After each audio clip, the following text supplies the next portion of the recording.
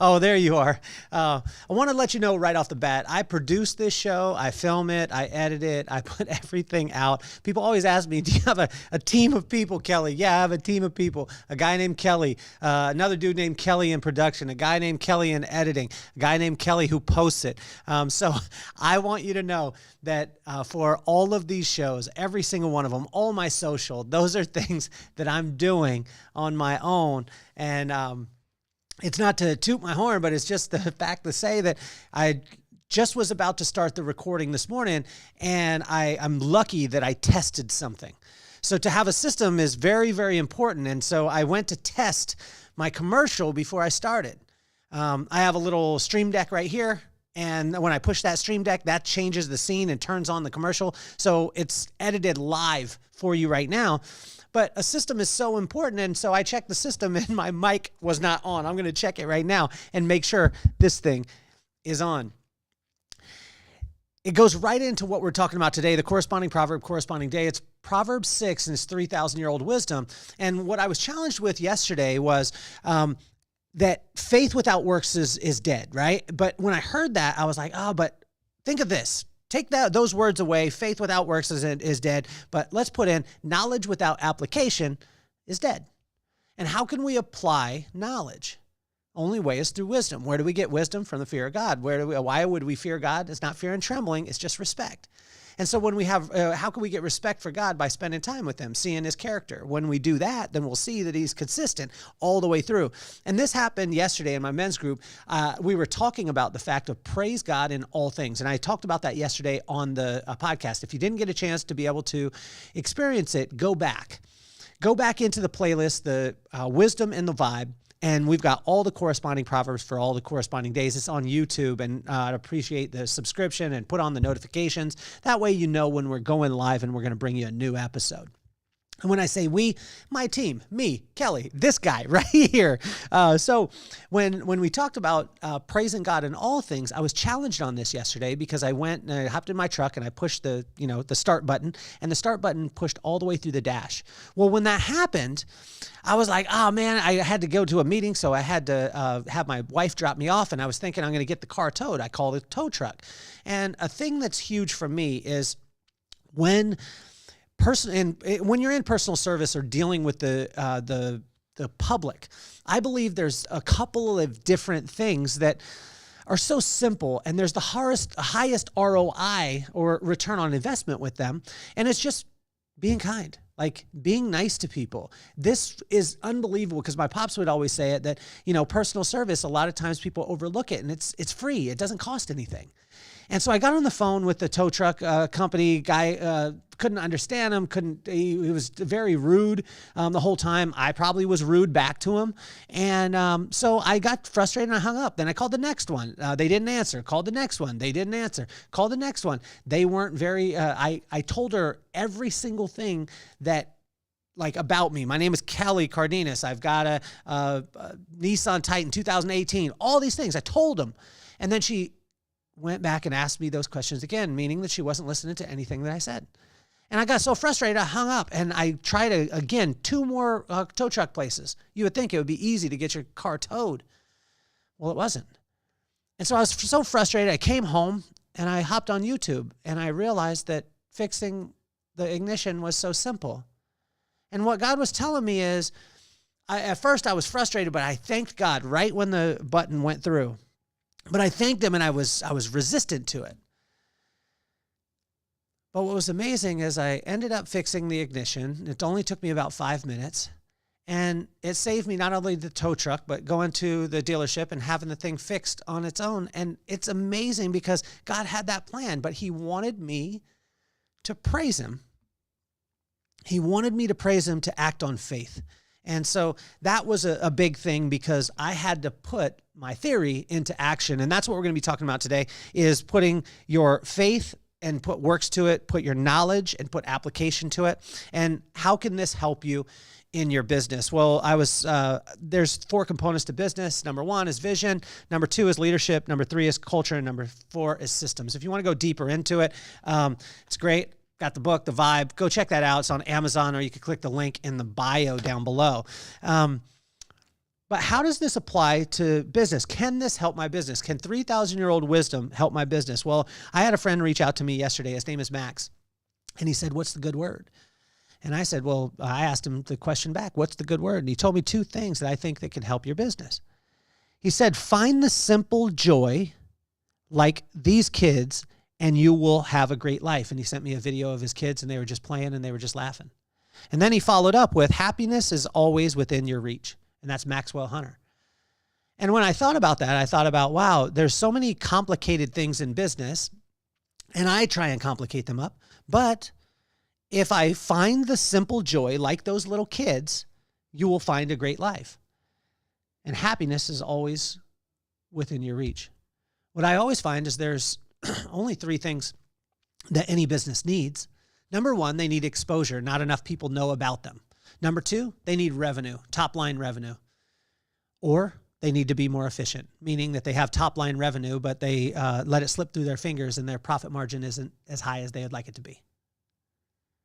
And imagine that. Imagine if we kept it a little bit more simple.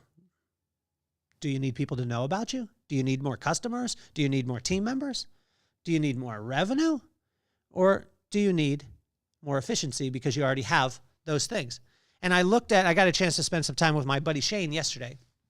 And it was amazing because as we talked, we looked at his business and the acres of diamonds was not out in the world that he was chasing after, but it was right underneath his feet. And after one conversation, we had lunch yesterday. We talked about it. Icon Industries, amazing guy.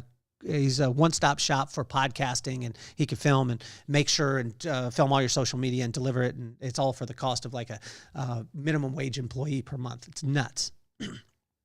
But we realized that his acres of diamonds were not out in the all over the globe. They were literally right under his feet.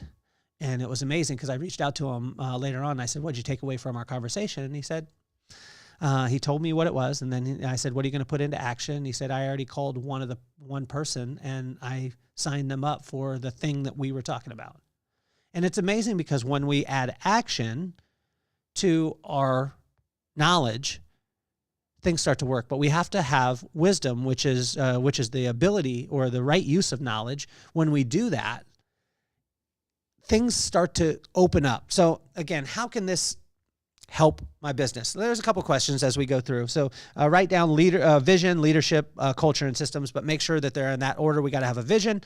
That vision will develop the leadership. The leadership will develop the culture, but the culture is a living, breathing organism. And the culture will spit out the systems, and the systems are nothing more than a list of your screw-ups. So all the rules and regulations inside your company or your organization are nothing more than a list of your screw-ups. And when that happens, when you communicate that, and all the communication has to go from the visionary has to communicate that to the leadership has to communicate that into a culture. The culture has to communicate that into the systems, which are nothing more than a list of your screw-ups. And a list of your screw-ups, right? If every person in your organization realized that your rules and regulations were nothing more than a list of your screw-ups, what would happen is they would start to be free. They would start to be free to innovate, try new things. And when they tried new things and they screwed up, all they had to do was write it down. Or if it worked, they needed to write it down and they need to systemize it, and it becomes a part of the next system. But the system is not the thing that you fall in love with. It's the thing that you manage. And you simply love the people, and you love them into a place where they feel free enough to innovate. And when they innovate and they have the ability to do that, and they know if they screw up, then they could just write it down, then guess what happens? All of those people start adapting immediately, and you have adaptability. So it's amazing what can happen when we run down that line. So here's some questions for you in Proverbs 6, and how can it help my business?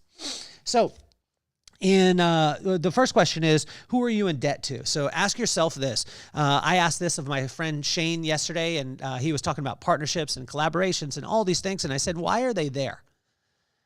And what we broke down is a lot of the collaborations that he had was simply because he didn't have enough money to be able to do the thing that he wanted to do. Now, this is a challenge for a lot of people, and this is just my own thing. My wife said to me one time we were going to open a business, and I said, I can collaborate with this person. I can make this happen. And she said, well, if you don't have the money right now, just don't do it. And I said, well, wait a second. I want to expand. I want to grow. I want to do this stuff. And I'm not against partnerships. Partnerships can be amazing. But I find when I have the money and then I go and partner, I rest easy. But when I don't have the money, I go and partner and I get the money. The person with the money tends to be in control. So ask yourself, who are you in debt to in your business? Make sure of this. In verse 1 through 5, it says, my son, have you put up security for your neighbor? If you have shaken hands in a pledge for with a stranger, you have been trapped by what you said, ensnared by by the words of your mouth. Do this, my son, free yourself. Since you have fallen into your neighbor's hands, go to the point of exhaustion and give your neighbor no rest. Allow no sleep to your eyes, no slumber to your eyelids. For free yourself like a gazelle from the hand of the hunter, like a bird from the snare of the fowler. So think about that. What it's talking about is like in your business, you need to be free. You need to be free to be able to move. I've been in partnerships, honestly, where it was about the money. And I couldn't do the thing because I didn't have the money. And what started to happen is then the person with the money started to seep in a little bit, and they wanted to have a little bit more control because they needed to take control of the money. Money is not bad. It's a good thing. Partnerships are not bad. It's a good thing. But I would say when you go into a partnership and you have enough to be able to do it on your own, but you bring a partner because they have value, this is the holy grail. And question number 2 is, are you in a rush? Are you in a rush? And that goes right into that verse number 1, right? Or the first question is, who are you in debt to? If you're in a rush, guys, what I find with friendships, people always ask me like, what can I do for you? And I say, honestly, be my friend. Because if we're friends, I'm in no rush. My friend, Will Simmons, has been my friend since I've been in 4th grade. It's been over 40 years that we've been friends. I'm in no rush for anything. And in the last couple of years, it's been amazing, all the things, but I could trust him at the highest level. Ask yourself, are you in a rush? Are you rushing into things? In verse 6 through 8, it says, go to the ant, you sluggard, consider its ways and be wise. It has no commander, no overseer, no ruler. Yet it stores up its provisions for the summers and gathers food in the harvest. Question number 3, are you willing to do the work that no one sees? Verse number 9, how long will you lie there, you sluggard? When you get up from your sleep, a little slumber, a little folding of your hands to rest, and poverty will come on you like a thief, and scarcity like an armed man. Are you willing to do the work that no one sees? Well, no one sees the production of the podcast. No one sees that I've got a system and I turn it all on and do all the stuff, produce everything, put it up on all the platforms, and honestly have the fastest, turnaround. But I mean, within 45 minutes we have it up. But it's when I say we, it's me. I'm turning on the lights. I'm producing this thing. I'm doing it, and I'm writing these things for you. Are you willing to do all the work that people don't see? Most people have no one's ever called me and been like, "Oh wow, great production," because they think someone else is doing it. I'm doing it. But are you willing to do that? Question number 4. Are you focused? Are you truthful? Are you kind? Are you showing discretion? Are you in a hurry? Are you honorable? And are you contributing?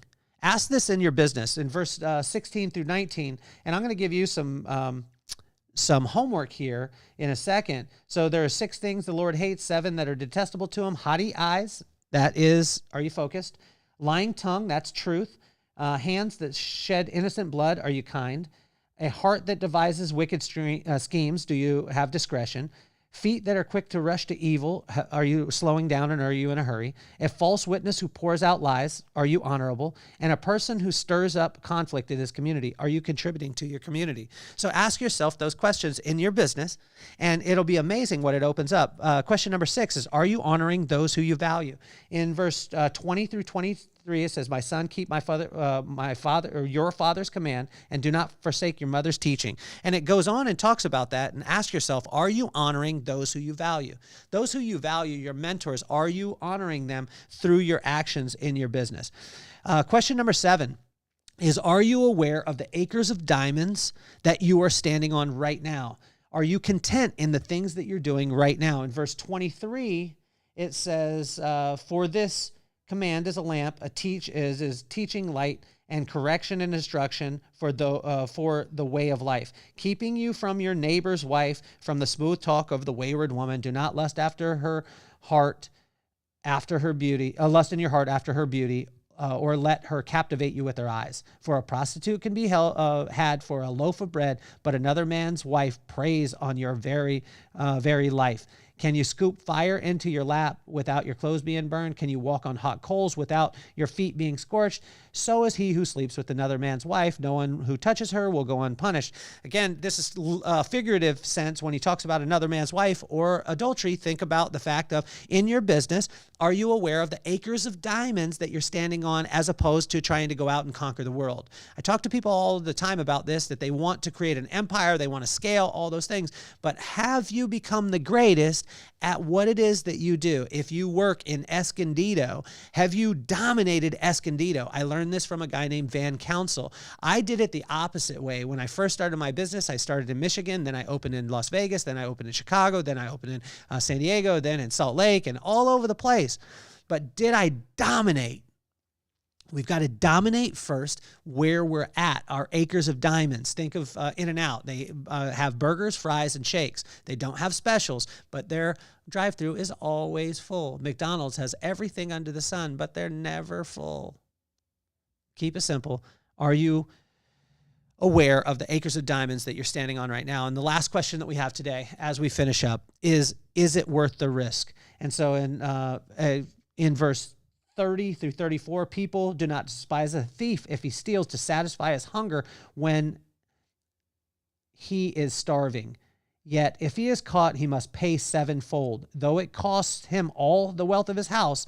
But a man who commits adultery has no sense. Whoever does so destroys himself. Blows and disgrace are his lot, and shame will never be wiped away. For jealousy arouses a husband's fury, and he will show no mercy when he takes revenge. He will not pour out any compensation. He will not accept any compensation. He will refuse a bribe, however great it is.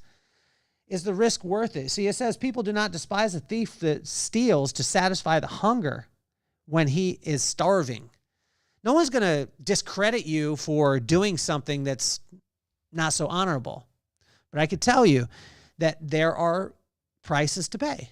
And I've ran into this in business when you cut corners, when you do those kind of things. And the reason why I say all of this is because your whole business teeters on the way, on the one thing, which is the vibe, like the vibe, the way that people feel about your company.